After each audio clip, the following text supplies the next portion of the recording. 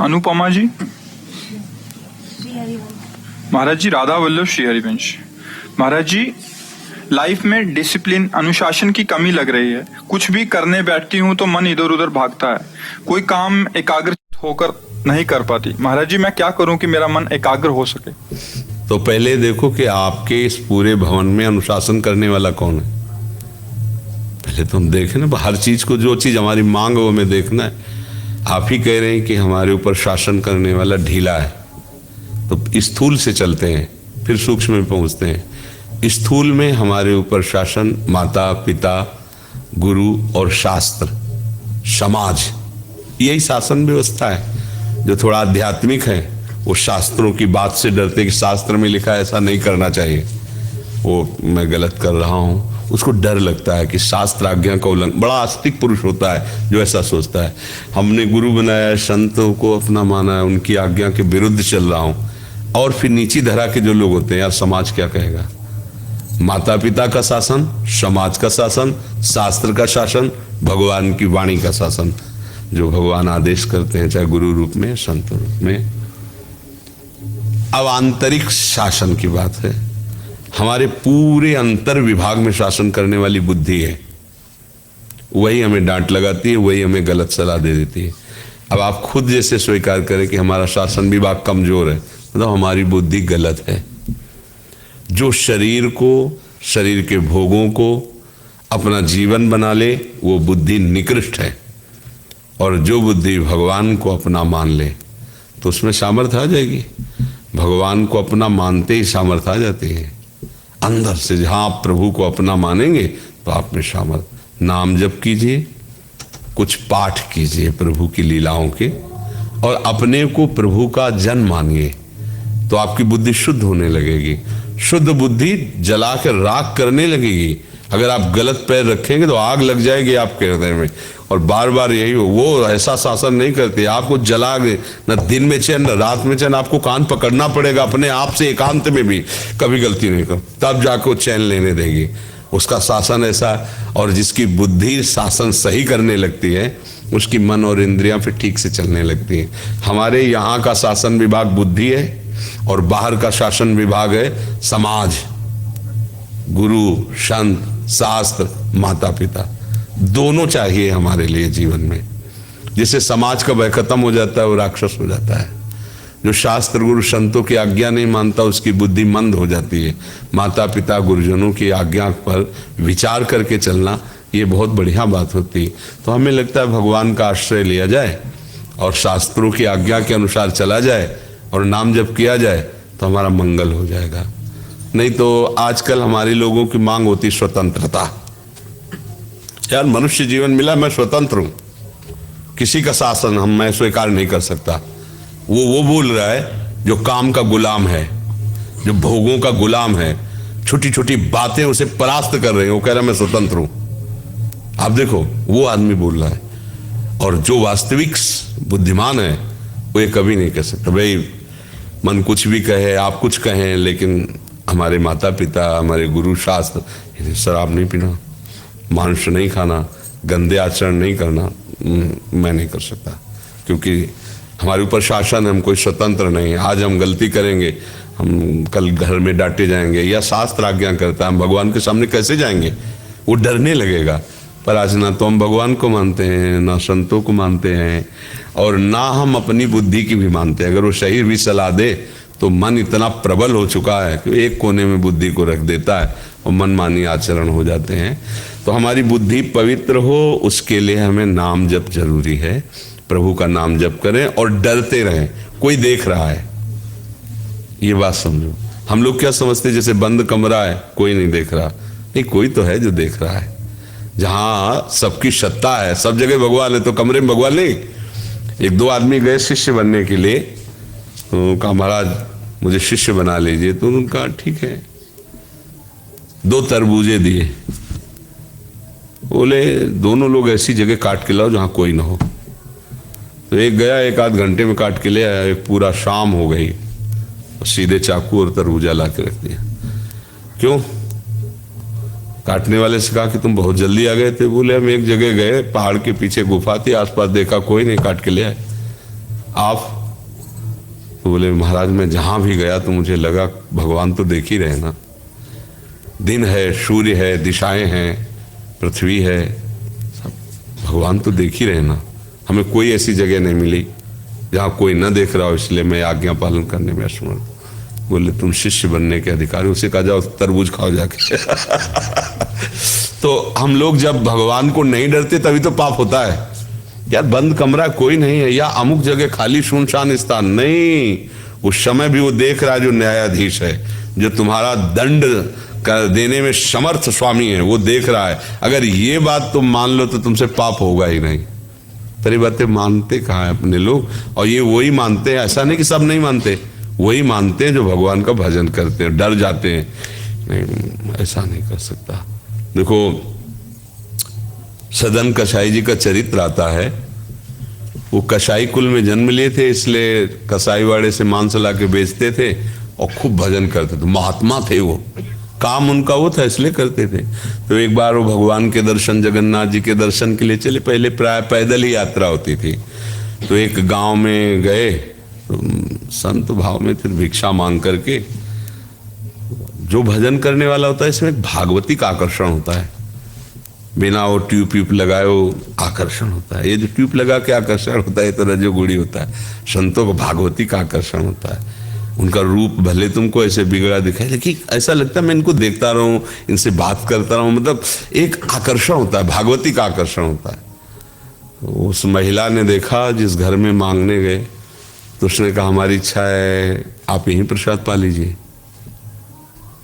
तो उनका ठीक है, गलती हो गई उनसे भी। शास्त्र आज्ञा करता है 5 घर दरवाजे के बाहर मांग कर लेना चाहिए। संतों के लिए है, आप घर के अंदर घुस नहीं सकते, ये नियम नहीं, गुरुजनों ने सिखाया है। दरवाजे के अंदर कदम नहीं, दरवाजे पर आवाज, राधे श्याम, जोर से। फिर आवाज कोई हमारी सुने, 3 आवाज तक दीजिए, फिर हट जाइए, फिर नहीं रुकिए। अगर कोई सुनता है हाँ क्या चाहिए, रोटी, पैसा दे, अनाज दे, अन्य चीज बिल्कुल नहीं, रोटी केवल। रोटी ले ली, और रोटी मांगने का अधिकार उदर पोषण करके भजन करने वालों के लिए। 5 घर का आदेश है, इसीलिए 5 घर का आदेश। गलती हो गई, उन्होंने स्वीकार कर लिया बैठ कर पाना। संत हृदय थे, उनका चलो बड़ी श्रद्धा से कह रहे, तो आप कहाँ जा रहे हैं? वह जगन्नाथ जी के दर्शन करने जा रहे हैं। थोड़ा समय रह गया, कहीं ना कहीं तो रुकेंगे ही, आज हमारे घर में रुक जाइए। गलती हो गई, ये दूसरी गलती हो गई। विरक्त को कभी किसी गृहस्थों के आसनों में शयन नहीं करना चाहिए। अगर कभी उसको शयन करने का भी भाव बने तो घर के बाहर, अगर कोई निवास स्थान जैसे चप्पड़ पड़ा है या ऐसे नहीं, तो देवालय, गांव के किसी देवालय में रोटी मांग ले, खा लो देवालय में, सुरक्षित जीवन। अगर कभी उनके आसनों पर शयन करने का तो कभी नहीं, क्योंकि उनके आसन परमाणु है ना उनके गृहस्थी के। ऐसा नहीं होगा कि हम बैठ गए जाके तुम्हारे पलंग में, तुम्हारे तक नहीं, जमीन पे आसन लगाओ, जमीन पे बैठो, वो गृहस्थों का। अगर ऐसा कुछ है तो साधु का मंडल में गंगा जल रखते थे, जल डाल लिया, आसन अपना बिछा लिया, कुछ क्षण के लिए बैठ गए, शयन नहीं। शयन तो बाहर, घर के बाहर जैसे छप्पर पड़ा है, ऐसे घर के बाहर भी बारंडे होते हैं ना, खुले चौड़े पे होना चाहिए, कमरे में ऐसे नहीं, ऐसे किसी गृहस्थ के। दूसरी गलती हो गई, और ये गलती उनकी कृपा से, मतलब दयालु हृदय थे, तो कोई श्रद्धा से कहे तो लगता क्या है भाई, खा लेते, शाम रात्रि में सो लेते, सुबह चले जाएंगे। अब रात्रि में वो स्त्री आई उठ करके, उसके अंदर मलिनता भाव आ गया था, उसने अपनी बात प्रकट की। तो उन्होंने कहा तुम्हारा पति है, तुम ऐसी निकृष्ट बात क्यों सोचती हो? उसने सोचा इनका कहने का मतलब पति है, जाकर उसने पति को मार दिया। कामांध पुरुष कुछ भी कर सकता है, पति को मार। आए बोले पति को, अरे बोले महत अपराध, तू निकृष्ट स्त्री, ऐसी कैसी तेरी भावना हो गई? कस के दबकाया और बाहर निकलने लगे। तो उसने रोके, उनका समझती हो, अगर मैंने शोरगुल मचा दिया तो तुम जिंदा नहीं रहोगे यहां से। तो उनका मृत्यु स्वीकार है, लेकिन गलत आचरण नहीं। ये देखो धर्म पे जो चलने वाले, उसने हल्ला बचा दिया। अब वो तो स्त्री, ये देखो इनको साधु समझकर रात में रोका, लेकिन रात में इन्होंने हमें छेड़ा तो हमारा पति विरोध करने लगा, इन्होंने पति की हत्या कर दी और मुझे छेड़ने के लिए तैयार है, वो तुम्हें हल्ला मचा दिया, आप लोग आ गए। गांव के लोगों ने उनको पिटाई की और बंधन डाल के सुबह राजा के पास ले गए। राजा ने देखा, उसने कहा कि हम आपकी ही स्वीकृति से दंड देंगे, पर आप बताइए क्या आपने अपराध किया है? तो संतों की भाषा समझना केवल संत ही समझ। तो उनका बिना अपराध के दंड कैसे हो सकता है? कोई न कोई अपराध तो होगा, इसीलिए भगवान ने मुझे पवित्र करने के लिए दंड दिया है। अब वो समझ नहीं पाए इस भाषा को। भाई वो संत है, वो समझते कोई न कोई पाप किसी जन्म का तो है ही जो हमें फंसा के पिटवा रहा है। तो उन्होंने कहा कि इनके हाथ काट लिए जाए। दोनों हाथ काट लिए गए सदन जी के और छोड़ दिया जाए। साधु है इसलिए इतना करके छोड़ दिया जाए। हाथ काट लिए गए दोनों। जगन्नाथ जी रुके नहीं और जगन्नाथ जी के सामने जाके कहा, आप तो सब जानते हैं ना, पर प्रणाम करने की इच्छा थी पर हाथ ही नहीं है, तो अब प्रणाम करने के लिए, दंडवत करने के लिए हाथ का भी तो सहारा चाहिए ना, चाहे पंचांग चाहे साष्टांग। और पहली मुद्रा तो प्रणाम की यहीं से शुरू होती है, हाथ जोड़ा फिर लेट गए ऐसे। तो जी ही ऐसे जोड़ने के लिए किए तो नए हाथ जग गए, हष्ट पुष्ट तेज संपूर्ण जागृत हो गया। जो वो मारपीट हुई एकदम स्वस्थ शरीर तेजस्वी। धर्म से चलने वाले की थोड़ी सी आपको लगेगा कि डाउन हो रहा है, कभी डाउन नहीं हो सकता। अब अगर सोचो भगवान का आश्रय ना होता तो फेल होने में देर लगता है कि यार दुनिया जान जाएगी, इसलिए नहीं। जो भगवान का आश्रय लेता है, देखो कैसा बुद्धि का शासन कि मृत्यु का समय आ रहा फिर भी अधर्म नहीं। मृत्यु के समय लोग मार डालते, राजा फांसी में चढ़ा देता। अच्छा, धर्म ये कहता है कि हमारे ही कर्मों का कोई ना कोई फल होगा, इसलिए उन्होंने उसी सिद्धांत को कहा। जैसे धर्म बैल रूप में था और कलयुग गाय को मारा और फिर पैर तोड़ रहा था धर्म के। तो परीक्षित जी ने पूछा बैल से कि कौन तुम्हें मार रहा है? तो साक्षात धर्म थे। बोले इसका सही निर्णय नहीं कर सकते, मेरा कर्म मुझे दंड दे रहा है कि काल दंड दे रहा है, आप राजा खुद विचार कर लें। समझ गए, साक्षात धर्म है। धर्म ये नहीं कहता कि कोई दूसरा कष्ट दे रहा है, मुझे जो कष्ट मिल रहा है वास्तविक बात यही है, मेरे किसी कर्म का दंड मिल रहा है। आज हम जो दंड भोग रहे हैं इसमें निष्पाप हो सकते हैं, लेकिन पीछे जो हमने पाप किया है वही आके आज हमें दंड दे रहा है। तो इसलिए शासन तो वही स्वीकार कर सकता है जो भगवान का आश्रय लिए, शास्त्रों का आश्रय लिए, भक्तों का आश्रय लिए, जिसकी बुद्धि पवित्र है। नहीं तो फिर तो शासन कहाँ मन स्वीकार। बड़ा उच्छृंखल मन है, चाहे लाख समझाओ समझ में नहीं आता। भगवान का आश्रय होगा तो ही संभल पाएगा। राधा वल्लभ श्री हरिवंश महाराज जी, आपके चरणों में दंडवत प्रणाम।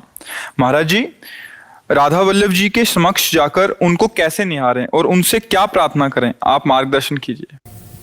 जब तक अपनापन नहीं होता तो हम दूसरे को कैसे देखते हैं और अपने को कैसे देखते हैं?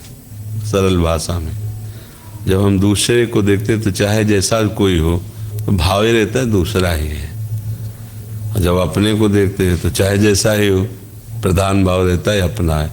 तो दर्शन में किसी के भी सुख मिलता है अपनेपन से मिलता है। नहीं, कोई बहुत सुंदर बहुत रूपवान सब है, लेकिन आपको उससे प्यार नहीं, अपनापन नहीं है, क्या है?